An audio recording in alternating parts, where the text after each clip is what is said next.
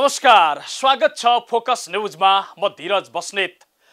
दर्शकबिन, कोरोनाको महामारी र त्यसका कारण आम नागरिकले झेल्नु परेको शास्ति, यो सबको खासै मतलब छैन सरकार र सरकार सञ्चालक पार्टी नेकपालाई।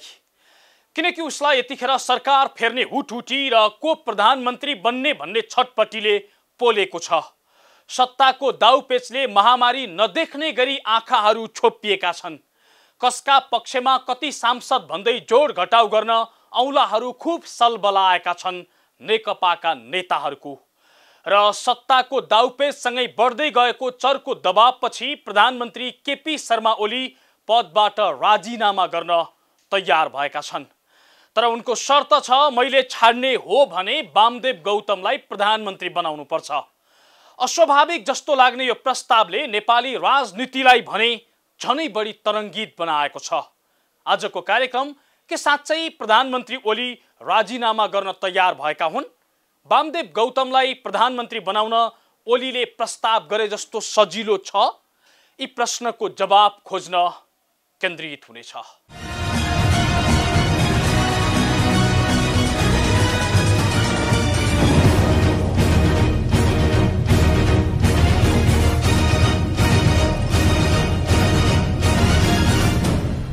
निकै ठुलो रस्साकस्सीपछि बुधबार बसेको नेकपाको सचिवालय बैठकमा अधिकांश नेताहरूले प्रधानमन्त्री ओलीको राजीनामा मागे।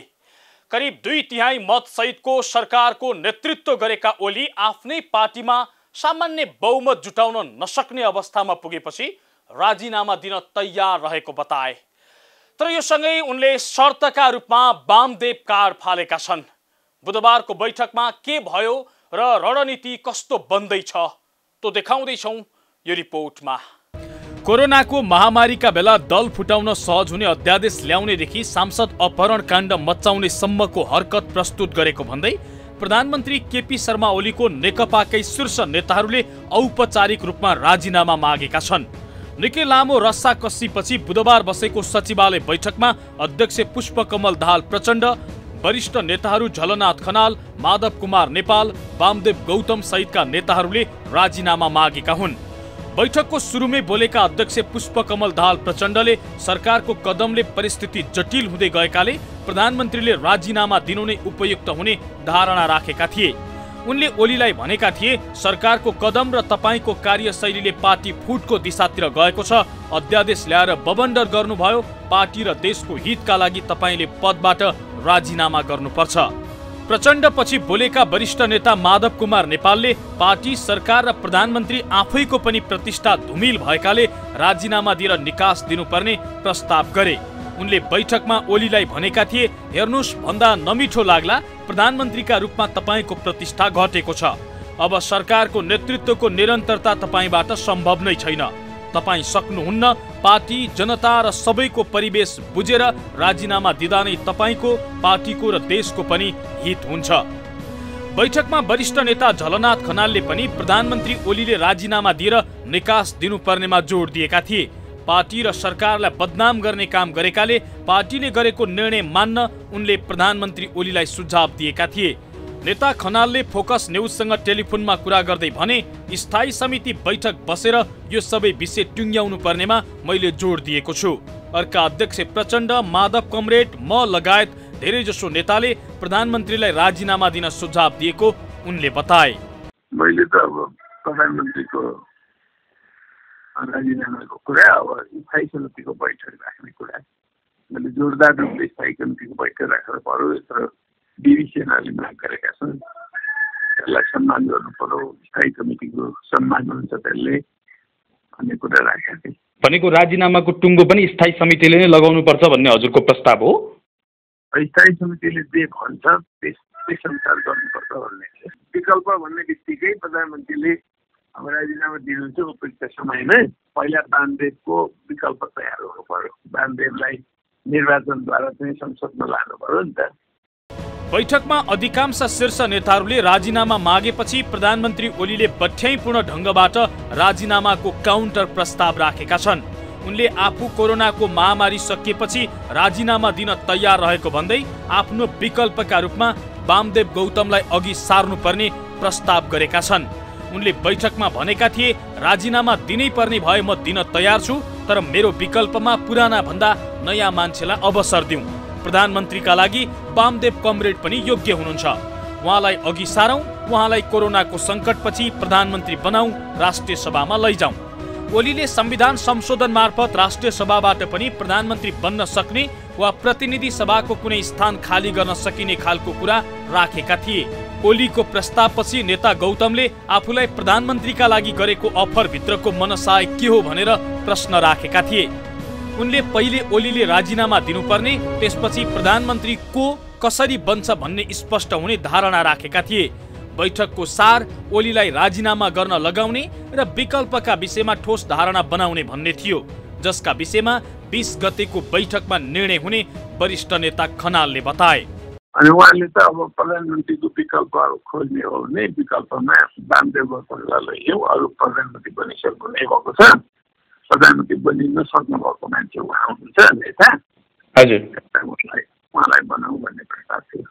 यो 20 गतेको बैठक चाहिँ खास गरी अब यो अहिलेको छलफललाई नृकोलमा पुर्याउने हिसाबले त्यसलाई अन्तिम टुङ्गो लगाउने भन्ने नै हो। 20 गतेको छलफलमा जे प्रस्तावहरू आछन् त्यसलाई टुङ्गोमा पुर्याउने बैठक हो। खास गरी दुईटा प्रस्ताव, एउटा चाहिँ स्थायी समितिको बैठकको माग, अर्को प्रधानमन्त्रीले राजीनामा दिनुपर्छ भन्ने प्रस्ताव। राजीनामा दिनुपर्छ भन्ने प्रस्ताव भन्दा त्यसलाई पोजिटिभली भन्नुहोस् न, वामदेव गौतमलाई प्रधानमन्त्री बनाउने प्रस्ताव। 3 दिनदेखि लगातार आफू निकटका सांसदसँग छलफल गरेका ओलीले संसदीय दलमा बहुमत सांसद आफ्नो पक्षमा पार्न नसकेपछि बुधबारको सचिवालय बैठकमा राजीनामा गर्न तयार रहेको बताएका हुन्।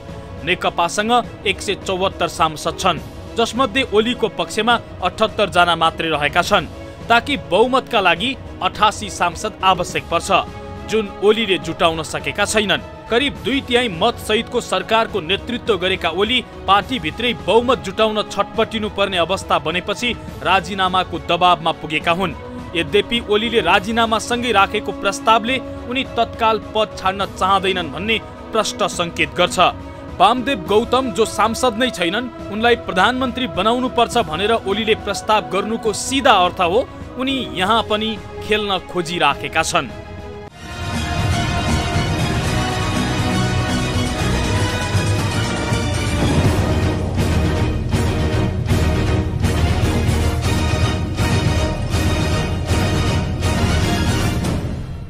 हो, ओलीले फ्याँकेको वामदेव कार्डले उनी अझै सत्तामा राज गर्न चाहिराखेका छन् भन्ने प्रष्ट सङ्केत गर्छ। जो सांसद नै छैन उसलाई प्रधानमन्त्री बनाउनु पर्छ भनेर प्रस्ताव गर्नुको अर्थ हो यसै गरी अरू समय उनी बिताउन चाहिराखेका छन्। यद्यपि वामदेवलाई पार्टीले प्रधानमन्त्री बनाउने भनेर निर्णय गर्यो भने त्यो कार्यान्वयन गर्न कति सहज छ, यो प्रश्नको जवाफ लिएर आउनेछौँ तर एकैछिनको विश्रामपछि।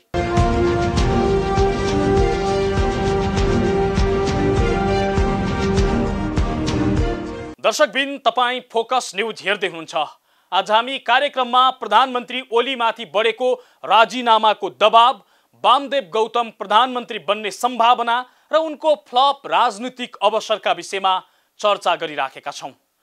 ओलीले गौतमलाई प्रधानमन्त्री बनाउन गरेको प्रस्ताव जति अस्वाभाविक छ त्यसको कार्यान्वयन त्यति नै जटिल देखिन्छ, किनकि वामदेवका लागि न संविधान संशोधनको बाटो सहज छ न त कुनै निर्वाचन क्षेत्र खाली गराएर चुनाव जित्न नै। कथम कदाचित यो सब भइहाल्यो भने पनि यो अलोकप्रिय र नेकपा झनै बदनाम हुने बाटो भएको भन्दै नेकपाकै नेताहरू यो प्रस्तावको विपक्षमा देखिएका छन्। शीर्ष नेताहरूकै चर्को दबाव बढेपछि र निकै प्रयत्नका बीच बहुमत सांसदको समर्थन जुटाउन नसकेपछि प्रधानमन्त्री केपी शर्मा ओली राजीनामा दिन तयार भएका छन्। तर उनले राजीनामा गर्न आफू तयार रहेको बताएसँगै राखेको अर्को प्रस्तावले भने नेकपाकै नेताहरूलाई झस्काएको छ।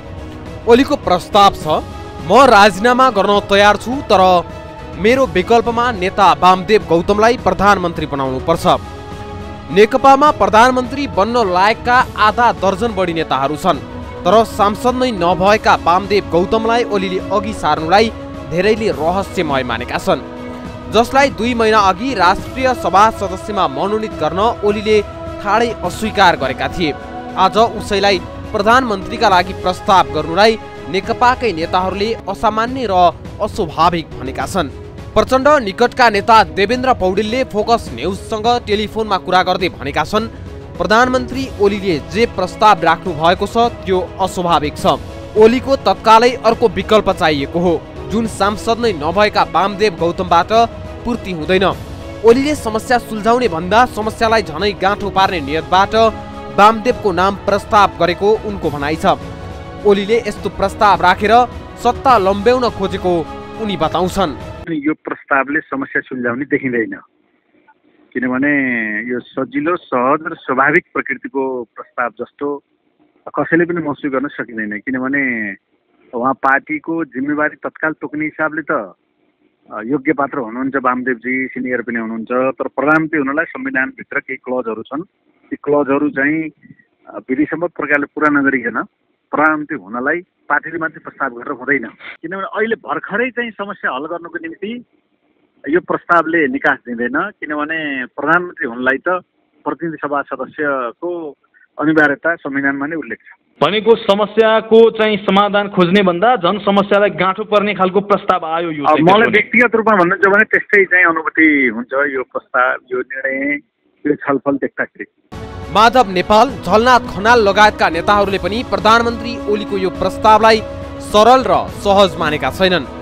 जालझेलपूर्ण कोणबाट ओलीले वामदेव कार्ड फ्यालेको उनीहरूको बुझाइ छ।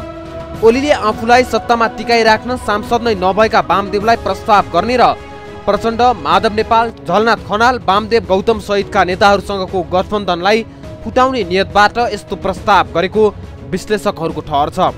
वाम विश्लेषक श्याम श्रेष्ठका अनुसार प्रचण्ड र माधव नेपाललाई तिमीहरू प्रधानमन्त्री बन्नका लागि लायक छैनौ भन्ने सन्देशसहित ओलीले वामदेवलाई प्रस्ताव गरेका हुन्।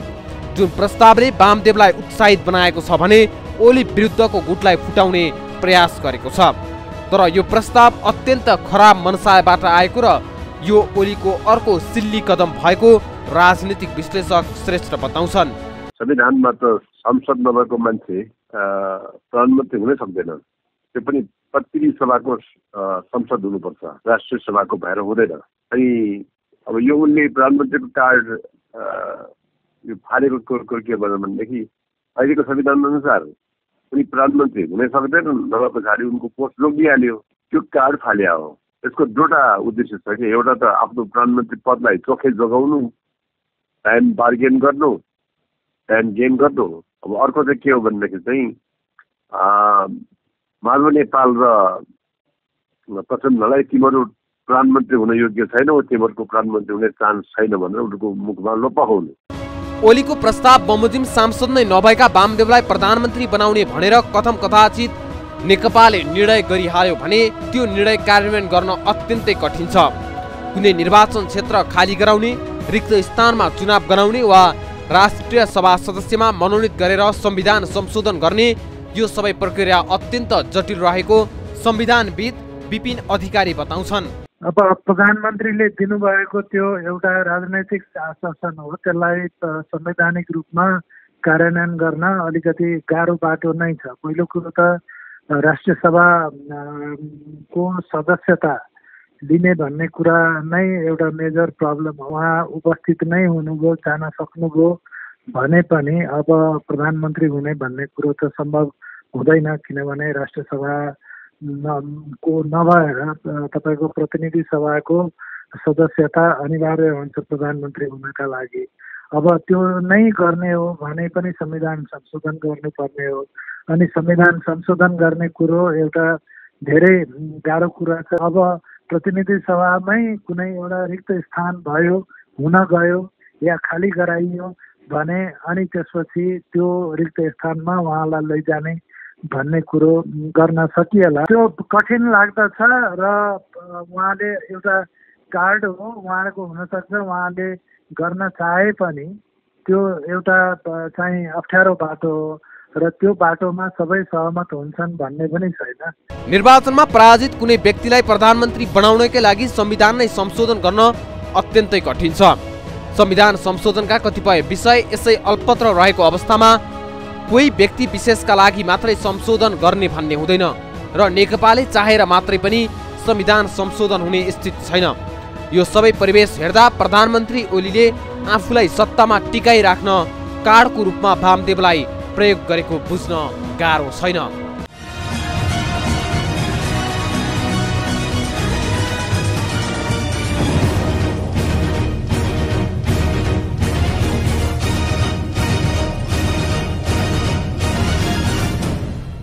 हो, ओलीले वामदेवलाई प्रधानमन्त्री बनाउन गरेको प्रस्ताव केवल एउटा कार्ड मात्रै हो, जसको कार्यान्वयन अत्यन्त जटिल छ, जुन तत्कालै सम्भव नै छैन।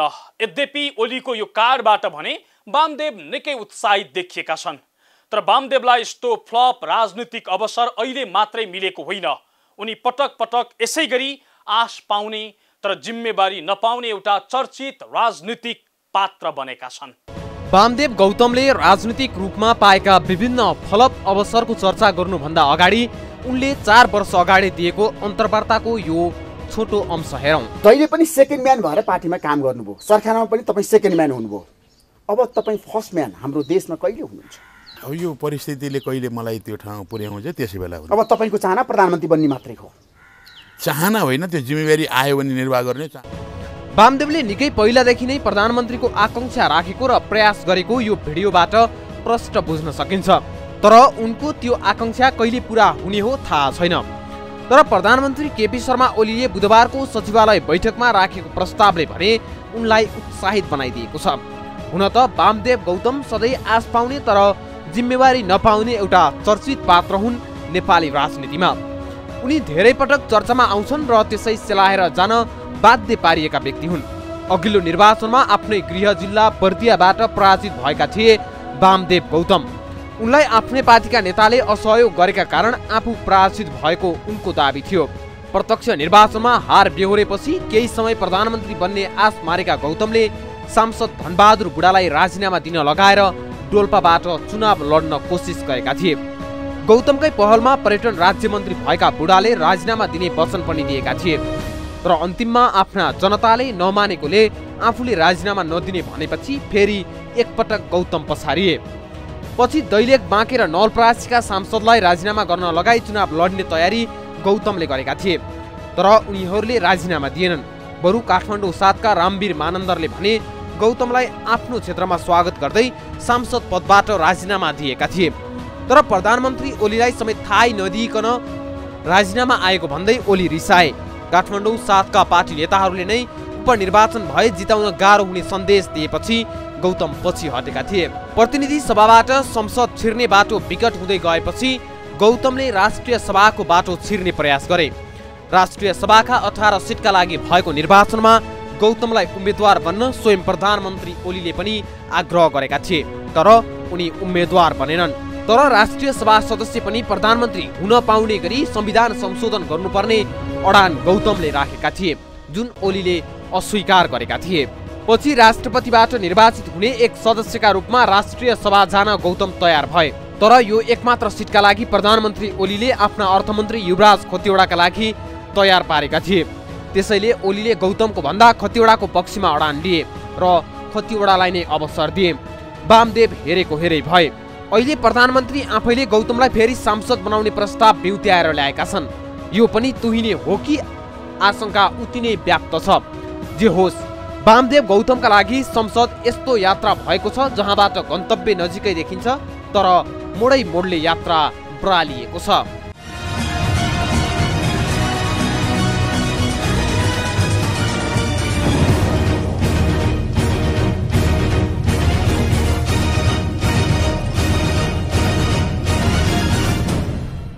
हो, वामदेवलाई फेरि पनि एकपटक आश देखाइएको छ प्रधानमन्त्रीको। तर त्यो आशामा भरोसा भरिने सम्भावना अत्यन्त कमजोर देखिन्छ। किनकि ओलीले वामदेव तत्काल प्रधानमन्त्री बन्न सम्भव छैन भन्ने जानेरै प्रधानमन्त्रीको प्रस्ताव गरेका हुन्। जालझेलपूर्ण यो प्रस्तावको के अर्थ बुझिन्छ भने ओली अझै सत्तामा राज गर्न चाहिराखेका छन् र सत्ताको दाउपेचसँगै अझै केही समय यसै गरी राजनीतिक अस्थिरता लम्ब्याइरहने खेलमा लागेका छन्। हौस् त, आजलाई फोकस न्युज यति नै। फोकस न्युज टिमका सहकर्मी डेभिड पाण्डेसँगै हामी सबै बिदा भयौँ। नमस्ते।